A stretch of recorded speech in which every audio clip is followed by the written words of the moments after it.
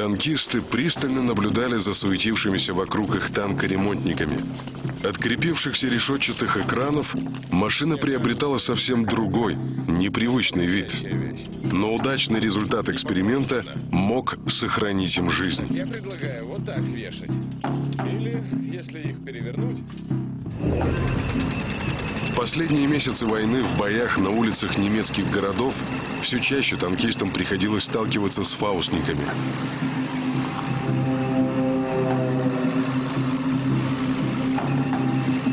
Старики, женщины и безусые юнцы, вооруженные ручным противотанковым гранатометом «Фауст-Патрон», пришли на смену опытным и хорошо обученным немецким солдатам.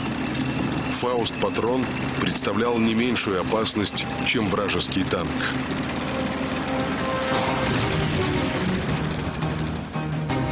Командир танкового полка гвардии подполковник Миндлин.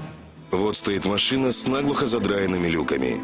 Из нее слышен визг вращающегося информера радиостанции. Но экипаж молчит. В башне маленькая оплавленная дырочка. Мизинец не пройдет. А это «Фауст». Его работа. Задраенный изнутри люк отрезаем сваркой. Из башни достаем 4 погибших танкистов. Кумулятивная граната прожгла броню, и брызги расплавленной стали поразили всех насмерть. Случалось, что «Фауст» оставлял на броне лишь оплавленную лунку, которую танкисты с долей черного юмора называли «засос ведьмы». По мнению некоторых инженеров, решетчатые экраны могли защитить советские танки, вызывая взрыв «Фауст-Патрона» до его соприкосновения с броней. Так, это открываем, держишь, нажимаешь. На импровизированном полигоне грянул выстрел «Фауст-Патрона». Из отчета танкистов об испытаниях. В результате выстрела поверхность сетки была разорвана и имела прогиб в сторону брони. Пробоина в наклонном листе борта танка сквозная. Несмотря на экраны, броня пробивалась. Но в некоторых частях, сражавшихся под Берлином, самодельные экраны все же устанавливались. Однако радикальное решение в борьбе с «Фауст-Патронами» пришлось искать в тактике ведения городского боя. 31 января танкисты Первого Белорусского фронта вышли к Одеру в районе Кюстрина и Франкфурта на Одере. Не дожидаясь подхода пехоты, танкисты форсировали реку и захватили плацдармы. Позади осталось 400 километров польской земли, 35 разбитых немецких дивизий, сотни тысяч пленных. А впереди, всего в 100 километрах, находилось логово фашистского зверя – Берлин. Казалось, еще рывок, и война будет окончена. Но в начале февраля Ставка приняла решение остановить наступление на столицу Германии. Требовалось пополнить наступающие части и подтянуть тылы. Самое главное, необходимо было обеспечить фланги наступающих.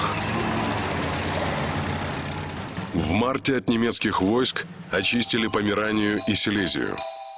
Теперь войска могли продолжать наступление, не боясь оказаться в окружении. В марте 1945 года немцы предприняли попытку контрнаступления под Кюстрином, закончившуюся полным провалом. В череде неудач вермахта это не было бы чем-то из ряда вон выходящим, если не учитывать тот факт, что от Кюстрина до Берлина менее 100 километров. 28 марта в бункере рейхсканцелярии, взбешенный неудачей, Гитлер обвинял командующего 9-й армией Бюссе и других генералов.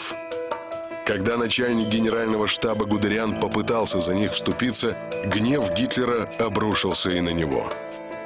Гудериана отправили в отпуск, что было равносильно отставке.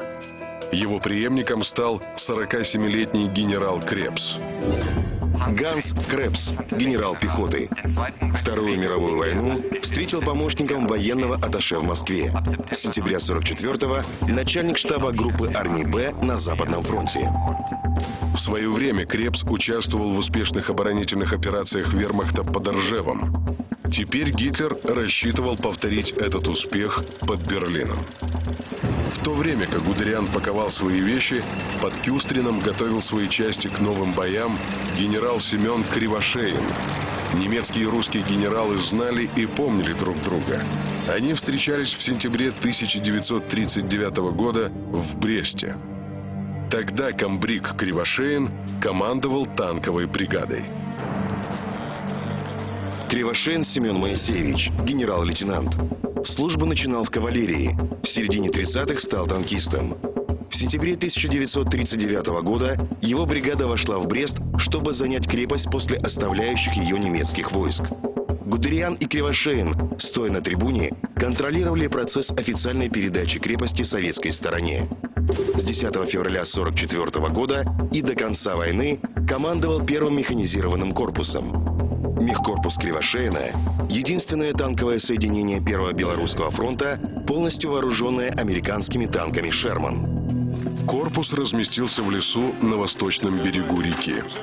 Ночами солдаты переходили на западный берег, где рыли окопы, готовили орудийные площадки и капониры для танков, а к утру возвращались в расположение части. В ночь на 15 апреля корпус переправился через Одер и занял подготовленные позиции. 28 марта, в тот же день, когда в бункере в ярости свирепствовал фюрер, командующий Первым Белорусским фронтом Жуков готовился лететь в Москву. Он отправлялся к Сталину в приподнятом настроении. Наконец-то, после нескольких недель боев на вспомогательных направлениях, фронт нацеливался на Берлин. Жуков подготовил два плана наступления на немецкую столицу. Вариант А предусматривал удар с Кюстринского плацдарма. Вариант Б с плацдарма под Франкфуртом. Два вероятных направления удара рассеяли бы внимание обороны и облегчили задачу штурма немецкой столицы. Однако в Кремле Жукова ждали плохие новости. Из воспоминаний Жукова. Поздно вечером того же дня Сталин вызвал меня к себе в кремлевский кабинет. Немецкий фронт на Западе окончательно рухнул. И, видимо, гитлеровцы не хотят принимать мер, чтобы остановить продвижение союзных войск.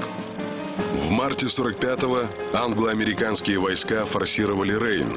В Руре была окружена крупная немецкая группировка. Американские и английские танки устремились на восток к Берлину.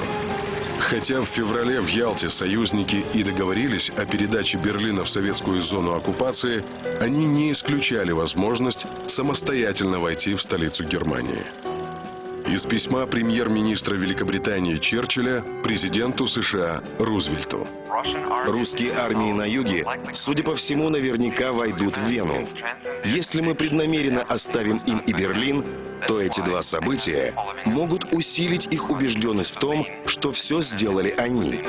Поэтому мое мнение таково: захватить Берлин, если он окажется в зоне досягаемости.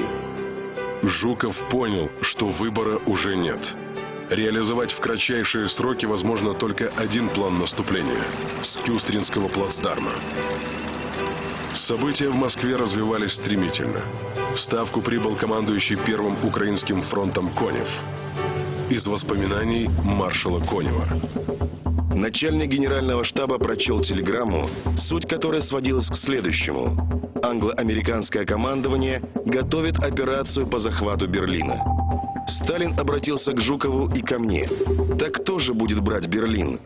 Мы или союзники? Первому на этот вопрос пришлось отвечать мне.